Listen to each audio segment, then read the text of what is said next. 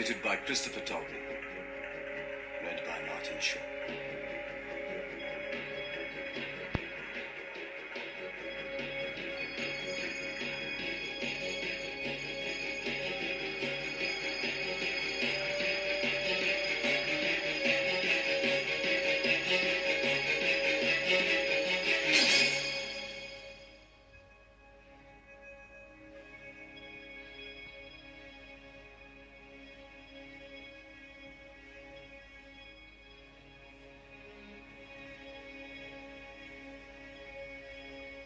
Silmarillion, the music of the Ainur.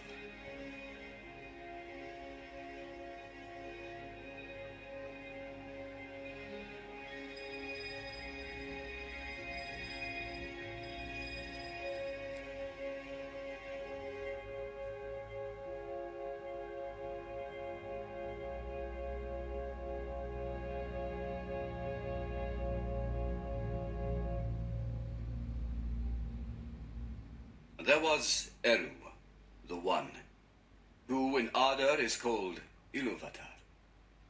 And he made first the Ainur, the Holy Ones, that were the offspring of his thought. And they were with him before aught else was made. And he spoke to them, propounding to them themes of music. And they sang before him, and he was glad. But for a long while they sang only each alone, or but few together, while the rest hearkened. For each comprehended only that part of the mind of Iluvatar from which he came. And in the understanding of their brethren they grew but slowly. Yet ever as they listened, they came to deeper understanding, and increased in unison and harmony. And it came to pass that Iluvatar called together all the Ainur, and declared to them a mighty theme, unfolding to them things greater and more wonderful than he had yet revealed. And the glory of its beginning and the splendor of its end amazed the Ainur, so that they bowed before Iluvatar and were silent. Then Iluvatar said to them, "Of the theme that I have declared to you, I will now that ye make in harmony together a great music. And since I have kindled you with the flame imperishable, you shall show forth your powers in adorning this theme, each with his own thoughts and devices, if he will. But I will sit and hearken, and be glad that through you great beauty has been wakened into song."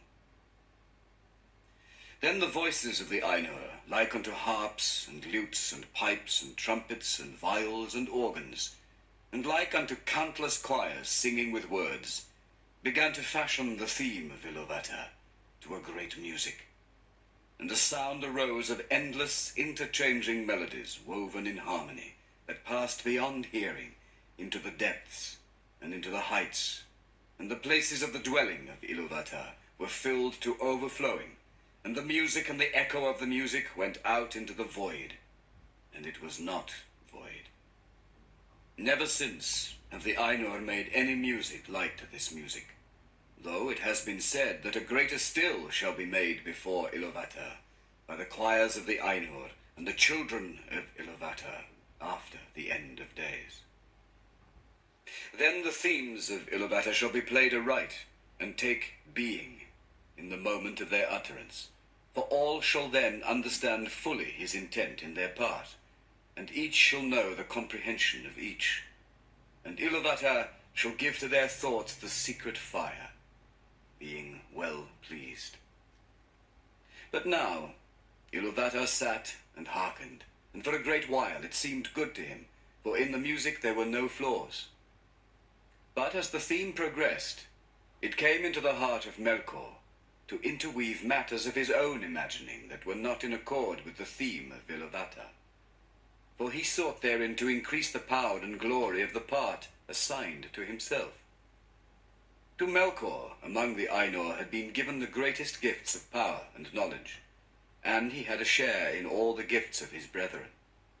He had gone often alone into the void places, seeking the imperishable flame, for desire grew hot within him to bring into being things of his own, and it seemed to him that Iluvatar took no thought for the void, and he was impatient of its emptiness. Yet he found not the fire, for it is with Iluvatar. But being alone, he had begun to conceive thoughts of his own unlike those of his brethren. Some of these thoughts he now wove into his music, and straightway discord arose about him, and many that sang nigh him grew despondent, and their thought was disturbed, and their music faltered. But some began to attune their music to his rather than to the thought which they had at first. Then the discord of Melkor spread ever wider, and the melodies which had been heard before foundered in a sea of turbulent sound. But Iluvatar sat and hearkened until it seemed that about his throne there was a raging storm, as of dark waters that made war one upon another in an endless wrath that would not be assuaged. Then Iluvatar arose, and the Ainur perceived that he smiled. And he lifted up his left hand, and a new theme began amid the storm, like and yet unlike to the former theme, and it gathered power and had new beauty. But the discord of Melkor rose in uproar and contended with it, and again there was a war of sound more violent than before, until many of the Ainur were dismayed and sang no longer, and Melkor had the mastery. Then again Iluvatar arose, and the Ainur perceived that his countenance was stern, and he lifted up his right hand, and behold, a third theme grew amid the confusion, and it was unlike the others. For it seemed at first soft and sweet, a mere rippling of gentle sounds in delicate melodies. But it could not be quenched, and it took to itself power and profundity, and it seemed at last that there were two musics progressing at one time before the seat of Iluvatar, and they were utterly at variance. The one was deep and wide and beautiful, but slow, and blended with an immeasurable sorrow, from which its beauty chiefly came. The other had now achieved a unity of its own, but it was loud and vain and endlessly repeated, and it had little harmony, but rather a clamorous unison as of many trumpets braying upon a few notes. And it essayed to drown the other music by the violence of its voice, but it seemed that its most triumphant notes were taken by the other and woven into its own solemn pattern. In the midst of this strife, whereat the halls of Iluvatar shook, and a tremor ran out into the silences yet unmoved, Iluvatar arose a third time, and his face was terrible to behold. Then he raised up both his hands, and in one chord, deeper than the abyss, higher than the firmament, piercing as the light of the eye of Iluvatar, the music ceased. Then Iluvatar spoke, and he said, "Mighty are the Ainur, and mightiest among them is Melkor. But that he may know, and all the Ainur, that I am Iluvatar, those things that ye have sung, I will show them forth, that ye may see what ye have done. And thou, Melkor, shalt see that no theme may be played that hath not its uttermost source in me. Nor can any alter the music in my despite. For he that attempteth this shall prove but mine instrument in the devising of things more wonderful, which he himself hath not imagined." Then the Ainur were afraid, and they did not yet comprehend the words that were said to them, and Melkor was filled with shame, of which came secret anger. But Iluvatar arose in splendor, and he went forth from the fair regions that he had made for the Ainur, and the Ainur followed him. But when they were come into the void, Iluvatar said to them, "Behold your music." And he showed to them a vision, giving to them sight where before was only hearing. And they saw a new world made visible before them. And it was globed amid the void, and it was sustained therein, but was not of it. And as they looked and wondered, this world began to unfold its history. and it seemed to them that it lived and grew. And when the Ainur had gazed for a while, and was silent, Iluvatar said again, "Behold your music. This is your minstrelsy, and each of you shall find contained herein, amid the design that I set before you, all those things which it may seem that he himself devised or added. And thou, Melkor, wilt discover all the secret thoughts of thy mind, and wilt perceive that they are but a part of the whole, and tributary to its glory." And many other things Iluvatar spoke to the Ainur at that time. And because of their memory of his words, and the knowledge that each has of the music that he himself made, the Ainur know much of what was, and is to come. And few things are unseen by them. Yet some things there are that they cannot see, neither alone nor taking counsel together. For to none but himself has Iluvatar revealed all that he has in store, and in every age there come forth things that are new, and have no foretelling, for they do not proceed from the past. And so it was, that as this vision of the world was played before them, the Ainur saw that it contained things which they had not thought. And they saw with amazement the coming of the children of Iluvatar, and the habitation that was prepared for them, and they perceived that they themselves in the labor of their music had been busy with the preparation of this dwelling, and yet knew not that it had any purpose beyond its own beauty. For the children of Iluvatar were conceived by him alone, and they came with the third theme, and were not in the theme which Iluvatar propounded at the beginning, and none of the Ainur had part in their making.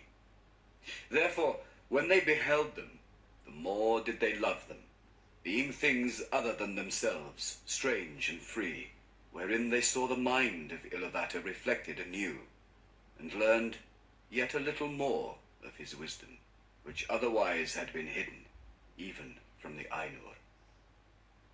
Now the children of Iluvatar are elves and men, the firstborn and the followers. And amid all the splendors of the world, its vast halls and spaces and its wheeling fires, Iluvatar chose a place for their habitation in the deeps of time, and in the midst of the innumerable stars. And this habitation might seem a little thing to those who consider only the majesty of the Ainur, and not their terrible sharpness, as who should take the whole field of Arda for the foundation of a pillar, and so raise it until the cone of its summit were more bitter than a needle. Or who consider only the immeasurable vastness of the world, which still the Ainur are shaping, and not the minute precision to which they shape all things therein. But when the Ainur had beheld this habitation in a vision, and had seen the children of Iluvatar arise therein, then many of the most mighty among them bent all their thought and their desire towards that place.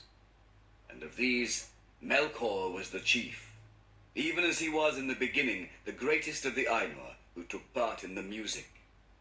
And he feigned, even to himself at first, that he desired to go thither and order all things for the good of the children of Iluvatar, controlling the turmoils of the heat and the cold that had come to pass through him. But he desired rather to subdue to his will both elves and men, envying the gifts with which Iluvatar promised to endow them. And he wished himself to have subjects and servants, and to be called Lord, and to be a master over other wills. But the other Ainur looked upon this habitation set within the vast spaces of the world, which the elves call Arda, the earth, and their hearts rejoiced in light, and their eyes beholding many colors were filled with gladness.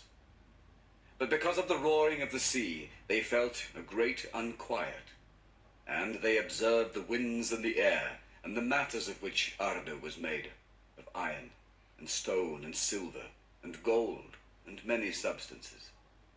But of all these, water they most greatly praised. And it is said by the Eldar that in water there lives yet the echo of the music of the Ainur, more than in any substance else that is in this earth. And many of the children of Iluvatar hearken still, unsated, to the voices of the sea, and yet know not for what they listen. Now to water had that Ainu whom the elves call Ulmo turned his thought, and of all most deeply was he instructed by Iluvatar in music. But of the airs and winds, Manwe most had pondered, who is the noblest of the Ainur. Of the fabric of earth had Aule thought, to whom Iluvatar had given skill and knowledge scarce less than to Melkor. But the delight and pride of Aule is in the deed of making, and in the thing made, and neither in possession nor in his own mastery. Wherefore he gives and hoards not, and is free from care, passing ever on to some new work. And Iluvatar spoke to Ulmo, and said, Seest thou not how here in this little realm in the deeps of time, Melkor hath made war upon thy province? He hath bethought him of bitter cold immoderate, and yet hath not destroyed the beauty of thy fountains, nor of thy clear pools. Behold the snow, and the cunning work of frost. Melkor hath devised heats and fire without restraint, and hath not dried up thy desire, nor utterly quelled the music of the sea. Behold rather the height and glory of the clouds, and the ever-changing mists, and listen to the fall of rain upon the earth. And in these clouds thou art drawn nearer to Manwe, thy friend, whom thou lovest. Then Ulmo answered, Truly water is become now fairer than my heart imagined. Neither had my secret thought conceived the snowflake, nor in all my music was contained the falling of the rain. I will seek Manwe, that he and I may make melodies forever to thy delight. And Manwe and Ulmo have from the beginning been allied, and in all things have served most faithfully the purpose of Iluvatar. But even as Ulmo spoke, and while the Ainur were yet gazing upon this vision, it was taken away and hidden from their sight.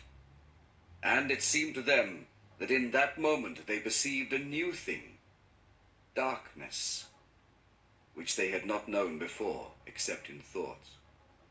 But they had become enamored of the beauty of the vision, and engrossed in the unfolding of the world, which came there to being, and their minds were filled with it. For the history was incomplete, and the circles of time not full wrought when the vision was taken away.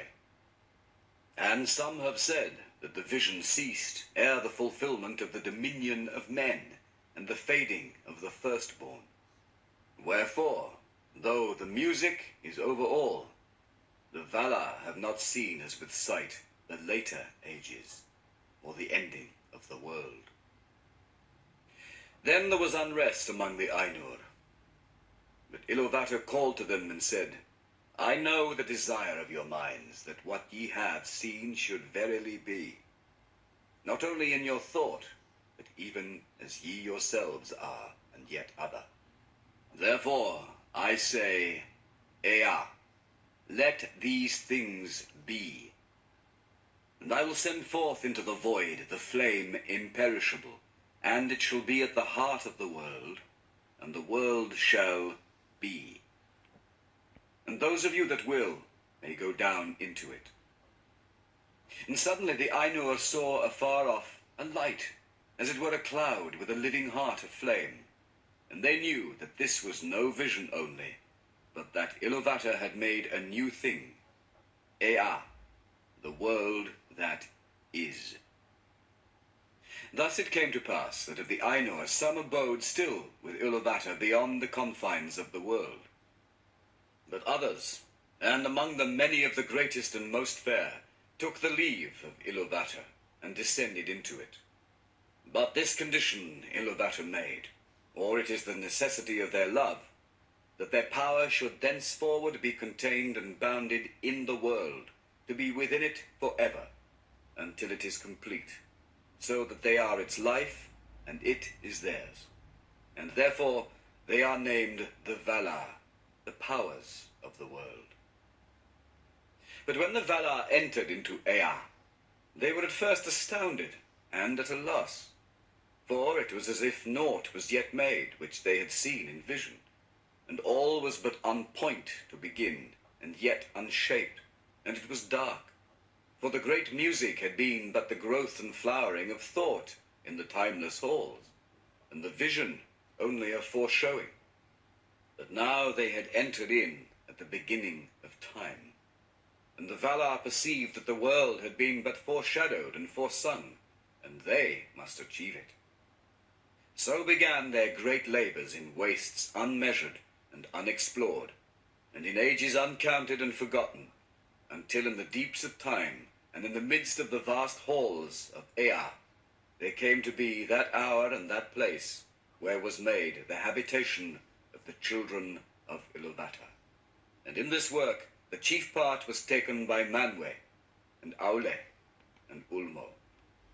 But Melkor too was there from the first, and he meddled in all that was done, turning it, if he might, to his own desires and purposes, and he kindled great fires. When therefore earth was yet young and full of flame, Melkor coveted it, and he said to the other Valar, "This shall be my own kingdom, and I name it unto myself." But Manwë was the brother of Melkor in the mind of Iluvatar, and he was the chief instrument of the second theme that Iluvatar had raised up against the discord of Melkor. And he called unto himself many spirits, both greater and less, and they came down into the fields of Arda, and aided Manwë, lest Melkor should hinder the fulfillment of their labor forever, and earth should wither ere it flowered. And Manwë said unto Melkor, "This kingdom thou shalt not take for thine own wrongfully, for many others have labored here no less than thou." And there was strife between Melkor and the other Valar, and for that time Melkor withdrew and departed to other regions, and did there what he would. But he did not put the desire of the kingdom of Arda from his heart. Now the Valar took to themselves shape and hue, and because they were drawn into the world by love of the children of Iluvatar, for whom they hoped, they took shape after that manner which they had beheld in the vision of Iluvatar, save only in majesty and splendor. Moreover, their shape comes of the knowledge of the visible world, rather than of the world itself. And they need it not, save only as we use raiment, and yet we may be naked and suffer no loss of our being. Therefore the Valar may walk, if they will, unclad, and then even the Eldar cannot clearly perceive them, though they be present. But when they desire to clothe themselves, the Valar take upon them forms, some as of male and some as of female. For that difference of temper they had even from their beginning, and it is but bodied forth in the choice of each, not made by the choice, even as with us male and female may be shown by the raiment, but is not made thereby. But the shapes wherein the great ones array themselves are not at all times like to the shapes of the kings and queens of the children of Iluvatar, for at times they may clothe themselves in their own thought, made visible in forms of majesty and dread. And the Valar drew unto them many companions, some less, some well nigh as great as themselves, and they labored together in the ordering of the earth and the curbing of its tumults. Then Melkor saw what was done, and that the Valar walked on earth as powers visible, clad in the raiment of the world, and were lovely and glorious to see, and blissful, and that the earth was becoming as a garden for their delight, for its turmoils were subdued. His envy grew then the greater within him, and he also took visible form.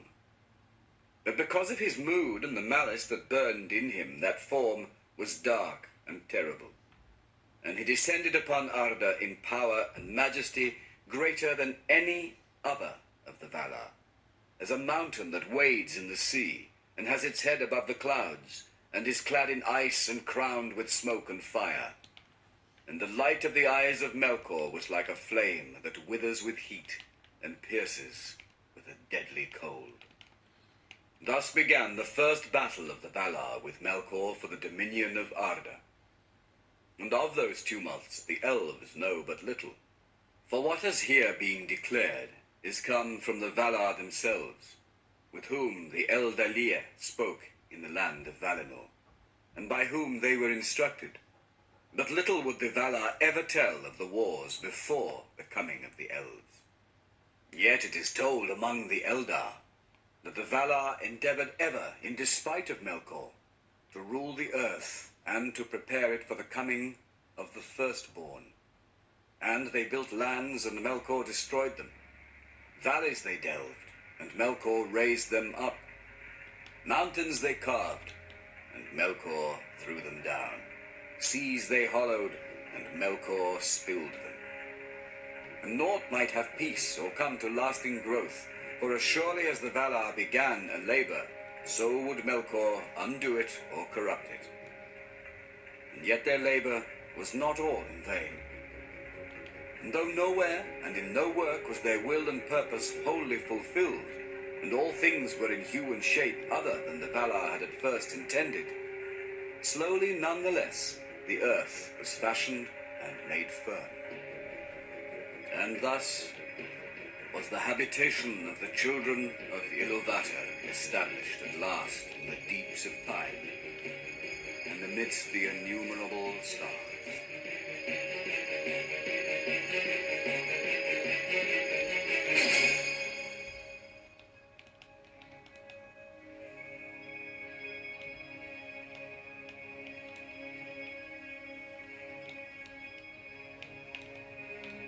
Valaquenta, account of the Valar and Maya according to the law of the Eldar.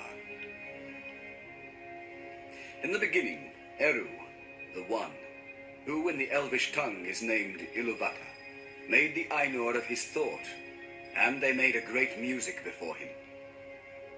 In this music the world was begun. For Iluvatar made visible the song of the Ainur, and they beheld it as a light in the darkness. And many among them became enamored of its beauty, and of its history, which they saw beginning and unfolding as in a vision. Therefore Iluvatar gave to their vision being, and set it amid the void, and the secret fire was sent to burn at the heart of the world, and it was called Ea. Then those of the Ainur who desired it arose and entered into the world at the beginning of time, and it was their task to achieve it, and by their labors to fulfill the vision which they had seen.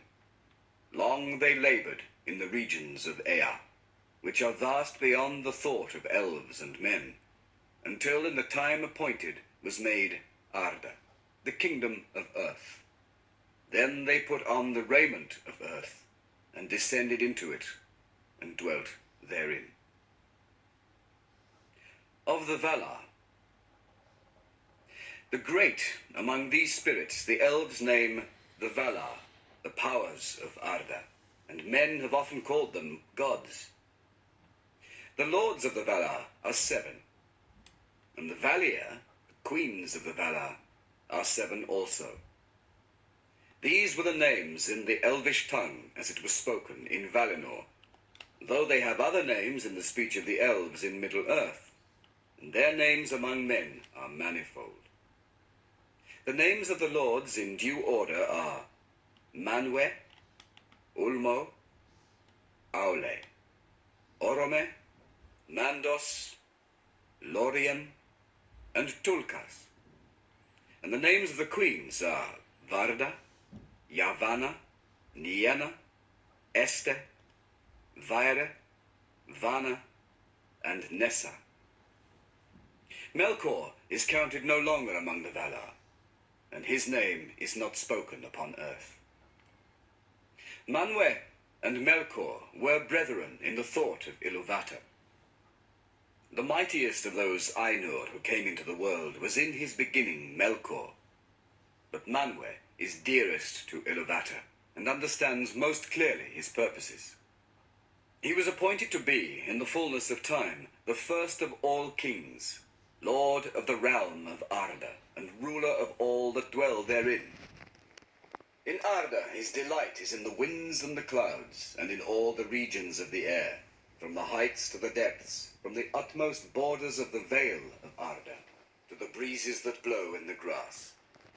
Sulimo he is surnamed, lord of the breath of Arda. All swift birds, strong of wing, he loves, and they come and go at his bidding. With Manwe dwells Varda, Lady of the Stars, who knows all the regions of Ea. Too great is her beauty to be declared in the words of men or of elves. For the light of Iluvatar lives still in her face.